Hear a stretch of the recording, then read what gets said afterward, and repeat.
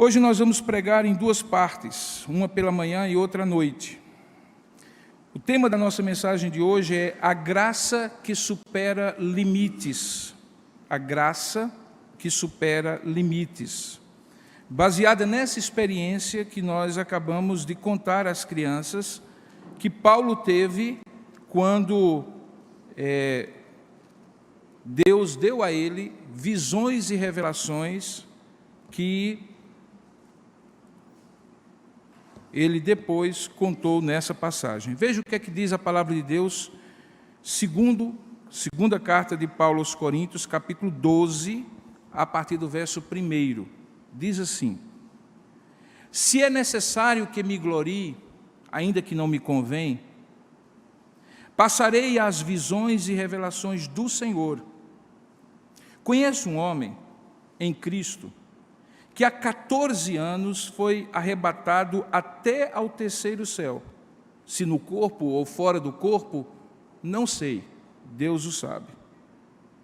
Foi arrebatado ao paraíso e ouviu palavras inefáveis, às quais não é lícito ao homem referir-se.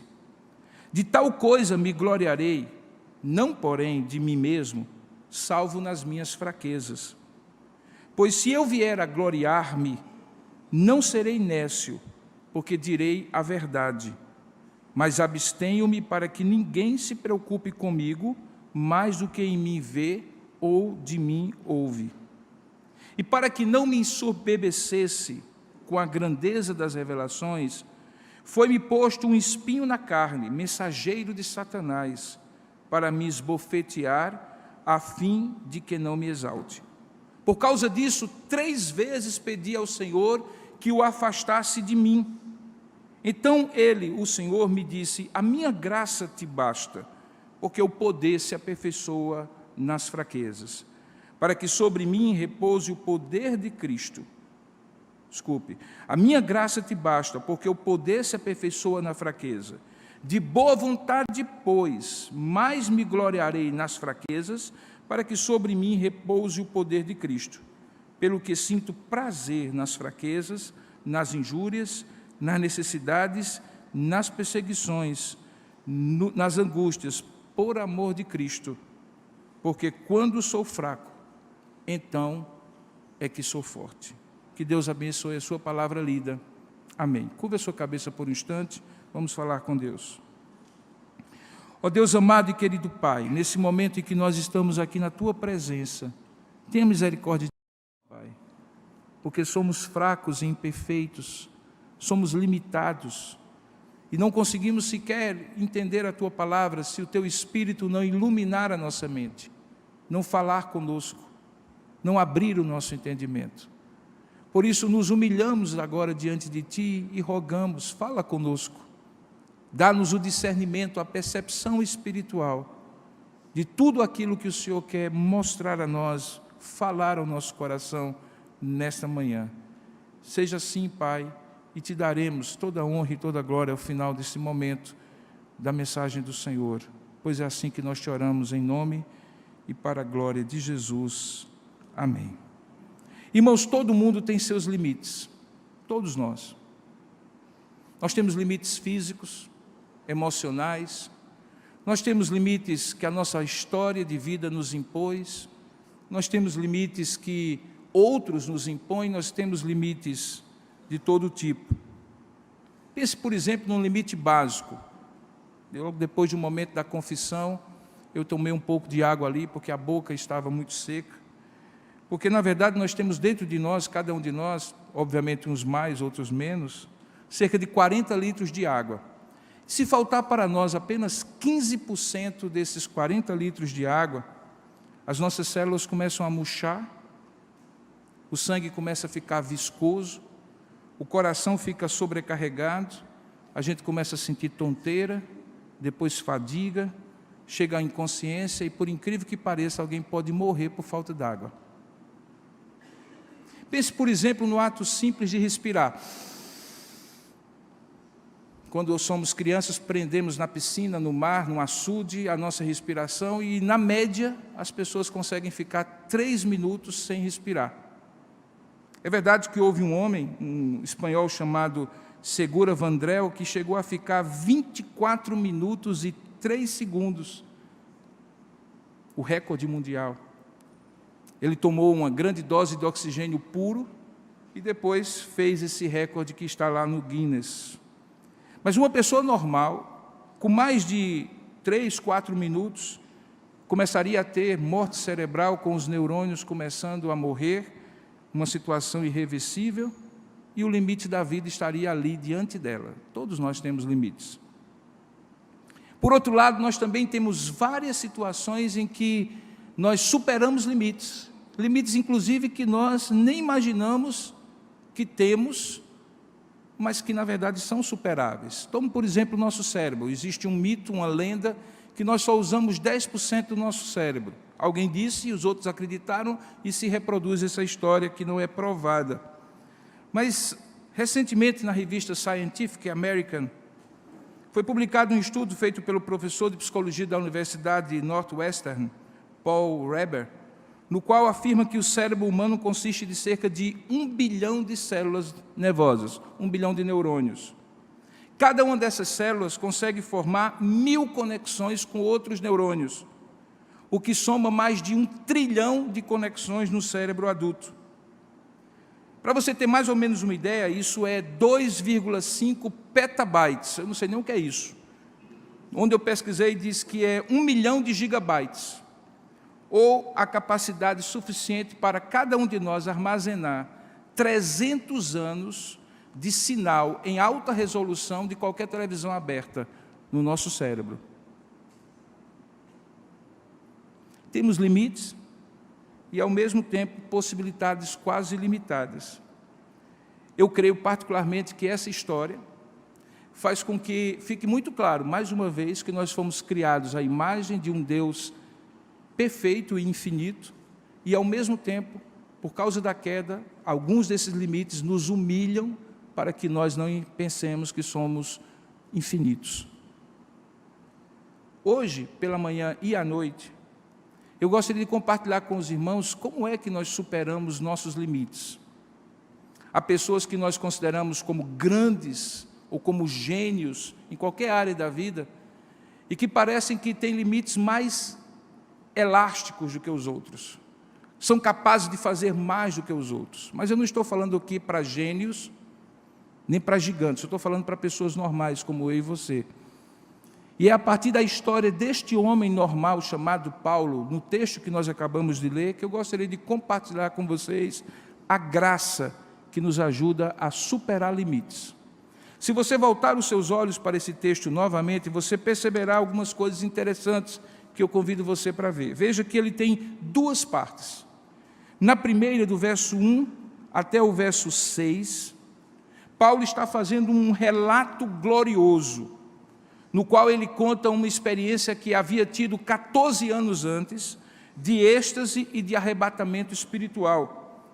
Ele fala como se estivesse falando de uma terceira pessoa, daí porque ele diz: conheço um homem em Cristo que há 14 anos foi arrebatado, mas na verdade é ele mesmo, porque logo depois, logo à frente, no verso 7, ele diz assim: e para que não me ensoberbecesse com a grandeza das revelações, se referindo ao que ele havia contado, logo é ele mesmo que está falando, ele conta essa experiência que é extraordinária.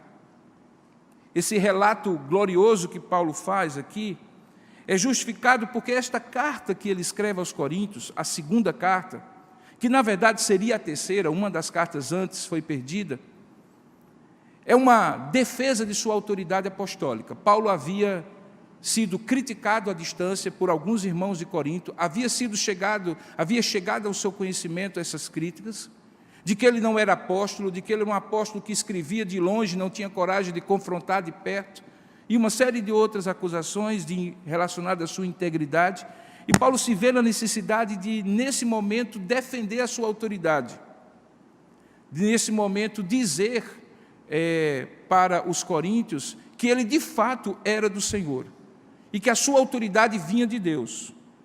Ele, então, desde o início da carta, vai nesse mesmo diapasão, mostrando que ele era um homem de Deus. Veja no capítulo 10, se você voltar um pouquinho em sua página, a a partir do verso 12, ele chega a dizer assim: não ousamos nos classificar ou nos comparar com alguns que se louvam a si mesmos. Mas eles, medindo-se consigo mesmos e comparando-se consigo mesmos, revelam insensatez. Não era isso que Paulo fazia. Ele diz no verso 13 do capítulo 10, nós, porém, não nos gloriaremos sem medida, mas respeitamos o limite da esfera da ação de que Deus nos demarcou e que se estende até nós, ou até vós. E aí ele conclui, aquele, porém, que se gloria, glorie-se no Senhor, porque não é aprovado quem a si mesmo se louva, e sim aquele a quem o Senhor louva. É com essa consciência que Paulo, então, vai contar essa experiência gloriosa, esse testemunho glorioso de alguém que havia tido uma revelação e um êxtase espiritual a ponto de Deus o levar para o céu. A segunda parte, você vê, começa a partir do verso 7, eu chamo de uma confissão da própria limitação. Na primeira parte é um relato de uma experiência gloriosa. Na segunda parte, a confissão de uma limitação própria. Porque no verso 6, que você leu comigo, diz assim, pois se eu vier a gloriar-me, não serei nécio, não serei tolo, porque eu direi a verdade, mas abstendo-me para que ninguém me considere mais do que em mim vê ou de mim ouve. E conta então a causa dessa confissão, é que para que não me soberbecesse, verso 7, com a grandeza das revelações, foi-me posto um espinho na carne, mensageiro de Satanás, para me esbofetear, a fim de que não me exalte. Paulo então faz um relato glorioso do que ele havia visto, e conta e confessa aos coríntios que, apesar disso, ele era um homem com limites, e os limites dele estavam explícitos naquele espinho da carne que o afligia. Ele está do céu para a terra, abrindo o seu coração e dizendo quem de fato ele é. E o que fica muito claro nesse texto é que existe uma graça aqui que ajuda Paulo a superar limites. E essa graça que ajuda Paulo a superar limites começa no reconhecimento dos privilégios gloriosos que Deus graciosamente concedeu a ele. Em outras palavras, Paulo reconhecia que aquilo que havia tido como experiência de Deus acontecera pela graça de Deus e não por o mérito dele. Veja nos versículos de 1 a 6, que ele começa narrando, dizendo que aquilo que ele vai contar é para a glória de Deus, e ele havia tido aquela experiência porque Deus graciosamente lhe permitira ver. Veja, se é necessário que me glorie, ainda que não me convém, passarei as visões e revelações do Senhor. Ele então vai contar aquilo que ele está dizendo. Ele narra essa experiência quase a contragosto, diferentemente de outros, inclusive nos dias atuais, que fazem de alguma experiência espiritual uma espécie de outdoor autoglorificante. Paulo, no entanto, conta essa experiência quase que pedindo desculpas por ter que contar essa experiência para não ser confundido com outros que louvam a si mesmo. Ele narra esse acontecimento, observa a expressão, dizendo assim, ainda que não me convém. Ou como diz em outra versão, ainda que não traga vantagem nenhuma. E aí ele conta essa experiência, até mesmo na terceira pessoa, quando ele diz, conheço um homem, para não lançar holofote sobre ele. E ele conta essa experiência, inclusive reconhecendo que não compreendia essa experiência de uma maneira completa. Veja que ele diz assim, olha, se essa experiência foi no corpo ou fora do corpo, eu nem consigo dizer como foi. Deus é que sabe. Em tudo isso fica muito claro que Paulo está olhando essa experiência que havia tido 14 anos atrás, como um privilégio que Deus havia lhe dado, glorioso, mas também gracioso. E eu tomo essa atitude de Paulo como o primeiro ponto daquilo que eu gostaria de compartilhar com os irmãos, que é o fato de que quando Deus nos dá experiências gloriosas, Ele nos dá experiências gloriosas para que possamos registrá-las na nossa memória espiritual, como uma expressão da graça de Deus para conosco. e não como um degrau de uma suposta espiritualidade que eventualmente alçamos e que, portanto, nos faz homens que superam todos os limites, super-homens e super-mulheres espirituais. Não. Paulo entendia que aquilo que tinha tido 14 anos tinha sido um privilégio tão inefável, tão maravilhoso, que ele contava naquele momento como um testemunho diante de Deus. Note, principalmente, que aquilo que ele havia ouvido de Deus naquela experiência, ele toma como algo inefável. A palavra inefável, que também poderia ser chamada de um privilégio inexprimível, que não pode ser dito, que não pode ser narrado, de tão glorioso que é, para Paulo fazia com que ele pensasse se até seria lícito ou conveniente, se seria ele permitido contar essas coisas. Tudo isso, então, o leva a reconhecer que de tal coisa, daquilo que havia acontecido, ele não se gloriaria. E se tivesse que se gloriaria da sua fraqueza, e não das gloriosas revelações que ele havia recebido. Ele usa a palavra astenia para traduzir a ideia de fraqueza. Essa é uma palavra que foi literalmente transliterada para o português. Quando alguém diz assim, rapaz, eu estou com astenia, significa que a pessoa está com aquela sensação de desfalecimento, de fraqueza, seja ela física, seja o desânimo espiritual, que mostra para ela claramente que ela não dá conta por si mesmo da própria vida, da experiência da vida. Em outras palavras, Paulo dizia assim, olha, eu fui no céu, mas sinceramente eu quero manter os meus pés na terra. E aqui há claramente um jogo de palavras. Paulo usa várias vezes a palavra gloriar-se, que também significa exultar-se, ficar num êxtase de alegria, mas ao mesmo tempo ele contrasta essa palavra justamente com essa outra, astenia, que significa fraqueza, sentir-se desfalecido, levado para baixo pela própria fraqueza. Ele resume essa gangorra de emoções provenientes de suas experiências ministeriais na expressão que ele usa aqui, de tal coisa me gloriarei, porém não de mim mesmo, a não ser das minhas fraquezas. Em outras palavras, Paulo diz que aquilo que lhe levava para cima, a glória que ele havia visto, fazia parte da graça de Deus para ele, tanto quanto aquela que lhe fazia sentir-se para baixo em alguns momentos, quando reconhecia suas limitações. Era graça estar no céu, era graça enfrentar a terra. Não é que quando ele estava no céu, ele tinha se tornado um super-homem. E não é que quando ele estava na terra, enfrentando as suas limitações e as suas lutas, significava que ele havia perdido e se tornado uma pessoa sem nenhum alento. Paulo diz isso falando que ele não queria era ser um tolo, um sem noção espiritual, que sabia reconhecer umas coisas e não outras. Ele dizia assim, olha, eu reconheço que aquilo que eu vi, eu tenho que contar como a verdade, e por isso, mesmo que eu seja mal interpretado, de contar uma experiência gloriosa 14 anos antes, eu quero contá-la para que a glória seja de Deus, mas também para que ninguém me considere que eu sou mais do que de mim vê e de mim ouve, ou seja, que ninguém me ache maior do que eu realmente sou. Em outras palavras, Paulo tinha ido ao céu, mas queria manter os pés no chão. A experiência tinha sido gloriosa, e ele exultava nela e precisava contá-la para reconhecer e testemunhar da glória de Deus. Mas ele tinha consciência que não tinha sido por causa dele, ou por algum mérito dele que Deus o anteviu, mas Deus simplesmente tinha escolhido dar essa revelação a ele. Um privilégio gracioso que Deus agora queria que Paulo reconhecesse.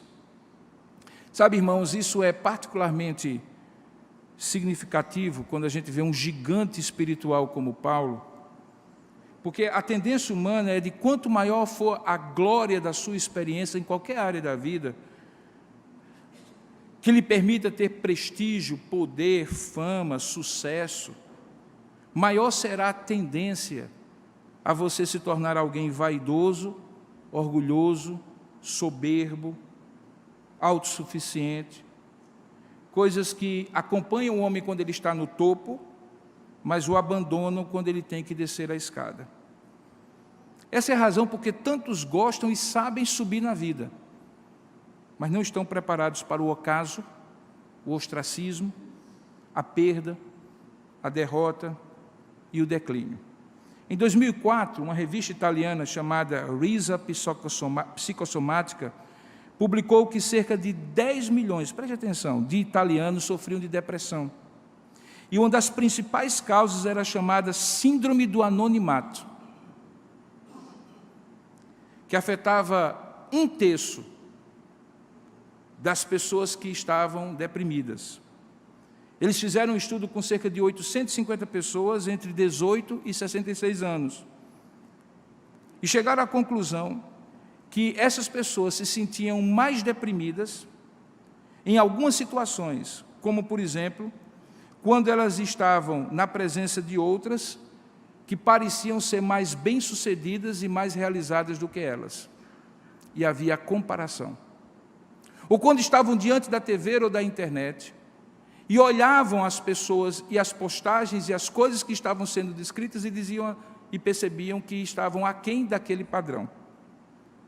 O artigo diz o seguinte: a síndrome do anonimato atingia antigamente apenas pessoas que ficavam famosas, e isso por um curto espaço de tempo quando elas perdiam a fama.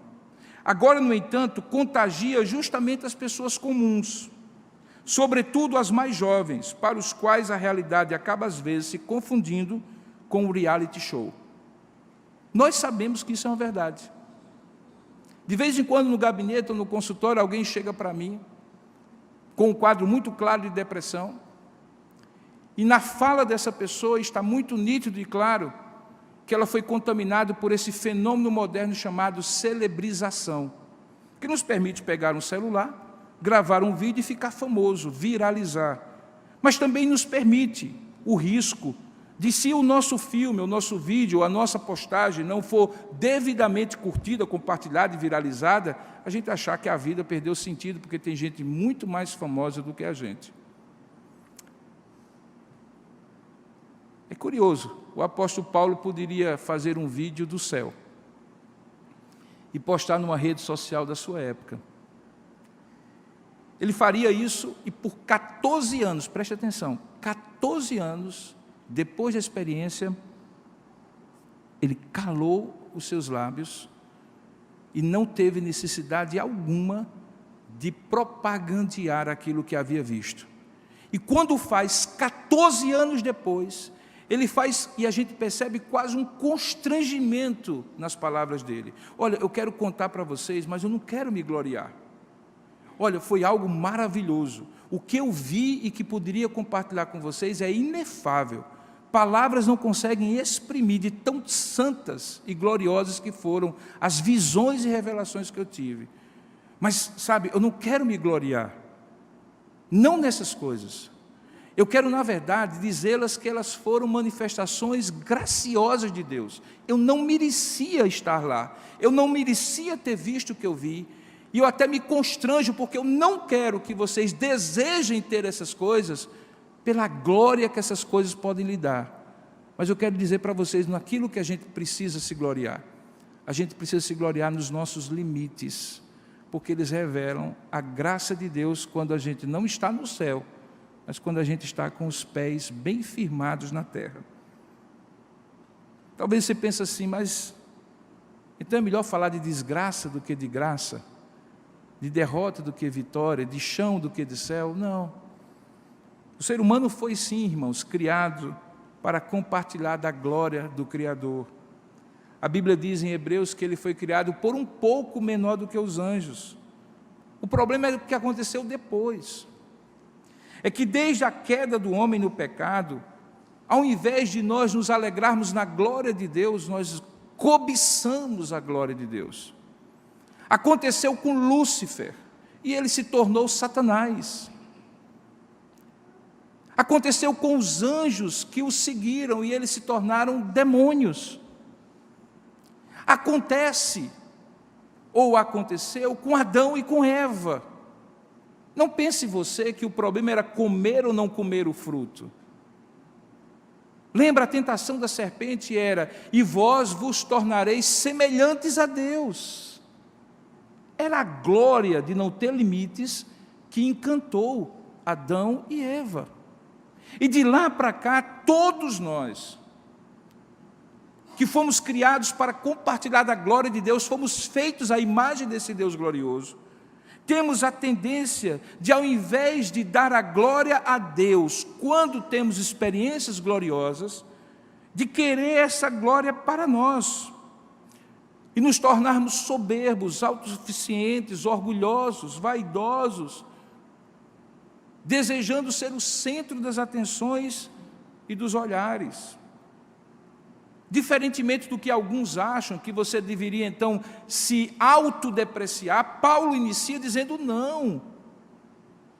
Se você quer realmente não confundir as coisas, olhe para a glória que a Deus pertence. Por isso ele conta a experiência.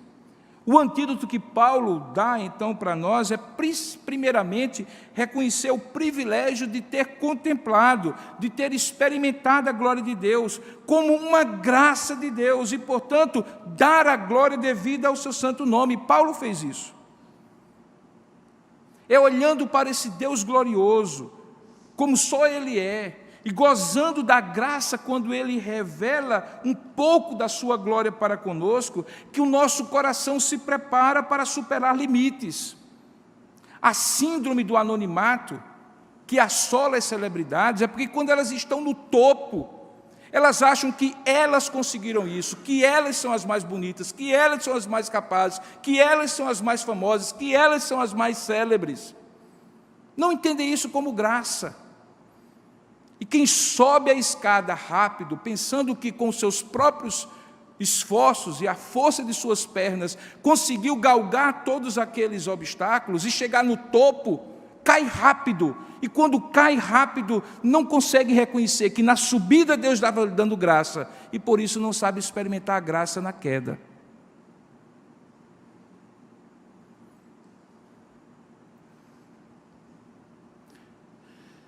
Outros apóstolos tiveram essa experiência. Mateus 17 conta a história do Monte da Transfiguração, lembra? Deus pegou Pedro, Tiago e João, subiu no monte e se descortinou diante deles. E o que aconteceu? Eles disseram assim: está tão bom aqui, Senhor, vamos ficar aqui. Mas o que é que Deus fez em Jesus para com eles? Desçam o monte, porque lá embaixo tem um homem possesso de um demônio que ninguém está conseguindo expulsar. Essa é a realidade, não aqui em cima.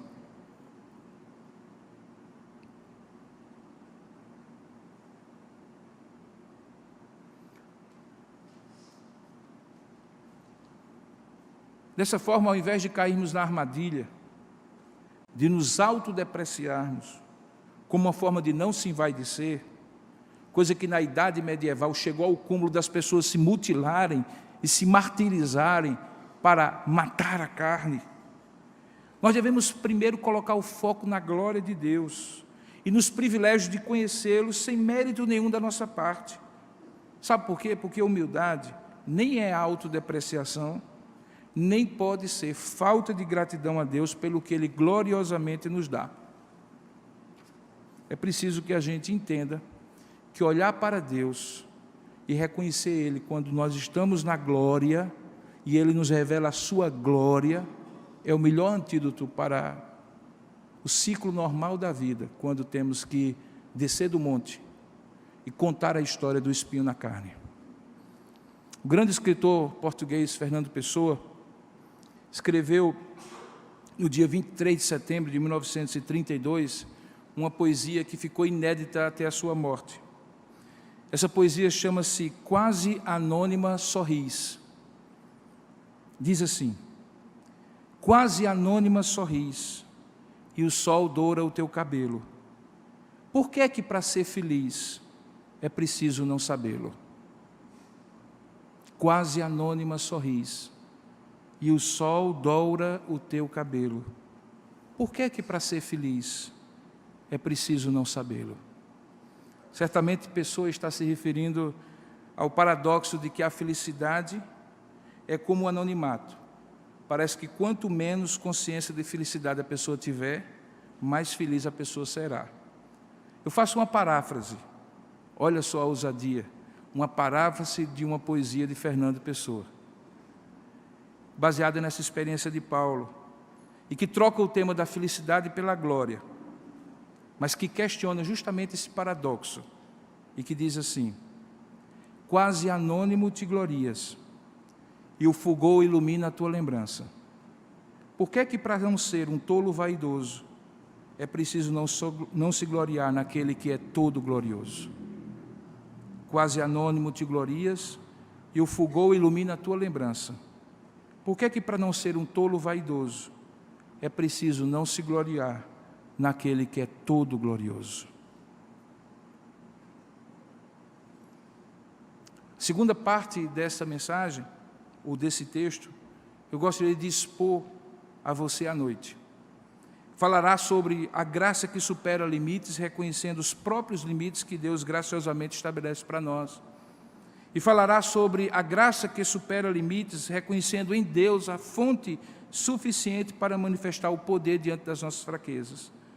Porém, antes de chegar à noite, eu gostaria de apontar algumas aplicações para você diante do que eu expus já agora pela manhã. Sabe, é possível que você esteja já enfrentando alguns limites, ou está prestes a enfrentá-los. Deixa eu lhe dizer para onde deve ser jogado o seu olhar. Não jogue o seu olhar para os limites. Como a gente aprende quando começa a andar de bicicleta, não olhe para o pneu, olhe para o horizonte. No horizonte você vai ver e reconhecer a glória de Deus. E você vai poder olhar ao seu redor e olhar para trás e ver a glória ou as glórias que Deus já lhe deu, que Deus já lhe permitiu ver em sua vida. Abra o álbum de retratos da sua vida espiritual, meu irmão, dos momentos gloriosos que você já teve na vida. Eles foram frutos da graça de Deus, como aquela experiência de Paulo 14 anos antes.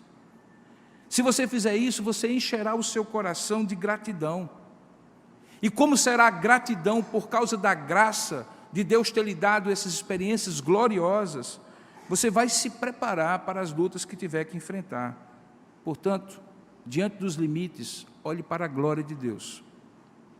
Segundo, diante dos limites que você está prestes a enfrentar, ou quem sabe já está enfrentando, seja verdadeiro e fidedigno em contar, não para a sua glória, mas para a glória de Deus, aquilo que Ele já fez em sua vida. Sabe, existe um duplo benefício em a gente contar as muitas bênçãos, dizê-las todas de uma vez, como o antigo hino nos mandava. É que, em primeiro lugar, você exalta a Deus, você dá a glória devida ao seu santo nome, e, portanto, cumpre a sua finalidade de existir, porque você foi criado não para ser o centro glorioso da sua vida, mas você foi criado para dar a glória devida a Deus, você foi criado para o louvor da sua glória, abrir a boca e dizer o que Deus fez gloriosamente na sua vida, seja coisas pequenas do dia a dia, seja experiências maravilhosas, ímpares, que aconteceram apenas uma vez na vida, dão a Deus a glória devida, fazem de Deus uma celebridade na sua vida, e não há nada melhor para você livrar-se do vício de querer ser uma celebridade. É você dar a celebridade a Deus. Ao invés de você se tornar uma celebridade e desejar se tornar, faça de Deus a celebridade da sua vida. Mas além disso, você também se exulta ou se alegra, na medida em que você já traz à memória aquilo que Deus fez na sua vida, e conta como um testemunho de que Ele é bom. Falar aos outros de Deus também nos ajuda a falar de Deus a nós mesmos. Faz bem aos outros, faz muito mais bem a você ouvir o que os seus lábios dizem do seu Criador e benfeitor da sua vida. Celebrar a glória de Deus é permitir que essas palavras voltem aos seus ouvidos e encham o seu coração de exultação. Paulo estava constrangido de ser mal interpretado, mas ele não estava constrangido de dar a Deus a glória devida, relembrando aquela experiência. E você? Relembre as experiências que você teve com Deus. Dê a glória devida ao seu santo nome. Ao fazer isso, você exalta a Deus, você alegra o seu coração. Hoje à noite, eu gostaria de continuar essa mensagem, compartilhando com você sobre como a graça de Deus ajuda você a enfrentar seus limites e a superá-los. Mas eu não gostaria de falar desse tema à noite, sem ter primeiro contado a você que Paulo encontrou o caminho para lidar com isso, e não foi se depreciando e falando do espinho da carne, foi falando da glória de Deus na sua vida. A glória de Deus é aquilo que nos ajuda a viver, é o farol que nos atrai como borboletas na escuridão. A glória de Deus é aquilo que nós mais almejamos, a glória de Deus é aquilo que nos mais satisfaz, a glória de Deus é aquilo que mais nos move a viver. A glória de Deus foi para aquilo que nós fomos criados, a glória de Deus é exatamente aquilo que lhe ajuda a viver. Todas as vezes que você trocar ou quiser um pedacinho da glória de Deus para você, o caminho vai ser infelicidade e tristeza e não satisfação. Você não precisa calar para não ser um tolo vaidoso. Você basta falar daquele que é o único glorioso. Que Deus abençoe sua vida. Amém. Curva a sua cabeça por um instante e vamos falar com Deus. Ó Pai amado, eu e os meus irmãos aqui nesse lugar, nos achegamos à Tua presença, porque temos absoluta certeza de que Tu nos ouves por causa de Jesus, o Teu glorioso Filho. Pai, é muito provável que nem eu, nem meus irmãos aqui, nem aqueles que estão participando à distância, consigam alcançar o que significa viver para a Tua glória, contemplar a Tua glória, falar da Tua glória. E por isso somos tão tendentes a nos gloriar em nós mesmos, a querer o lugar de celebrização, que nos faz muitas vezes ter que enfrentar espinhos na carne, porque quando tivemos a experiência, não conseguimos entender que Tu estavas nos dando a Tua glória. Pai, nenhum de nós precisa ir ao céu. O céu veio a nós na pessoa do Teu Filho Jesus. E quando olhamos para Ele, e quando o amamos, nos apaixonamos por Ele, dedicamos a Ele a nossa vida, Ele é o centro da nossa conversa, o centro das nossas realizações. É para Ele, por causa dEle, que nós vivemos e tudo fazemos. Nós então anulamos a tendência carnal do nosso coração de querer o lugar do Senhor na nossa vida, de sermos o centro da nossa existência e queremos que todos orbitem ao nosso redor, atendendo aos nossos caprichos, inclusive o Senhor.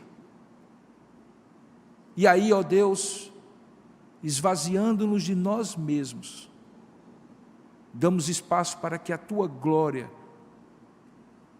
seja o centro da nossa vida. Até mesmo nesse culto que nós viemos Te prestar, que fique claro, Pai, que ele não é para nós, primordialmente para nos abençoar. É para que prestemos glória ao Teu nome, é para que celebremos o Teu nome, mas também quando aqui sairmos e formos fazer as coisas deste dia e dos dias que seguirão, dá-nos a consciência, Pai, que não vale a pena fazer, ser, buscar, ambicionar e conseguir qualquer coisa na vida, se isso não redundar na Tua glória. Nós resistiremos a isso, porque a nossa condição carnal nos fará sempre querer ser o centro da nossa própria vida. buscar de maneira egoísta e ambiciosa a nossa glória, primeiro. Mas nós te pedimos perdão, Pai. Pedimos perdão e confessamos a Ti que assim não seja, Pai. Que o Senhor nos permita no dia de hoje e no restante da nossa vida entender que se temos limites que precisamos superar, é preciso primeiro reconhecer as experiências gloriosas que o Senhor nos deu por Tua graça, porque essa é a graça que supera limites. Oramos assim, Pai, em nome de Jesus. Amém, Pai.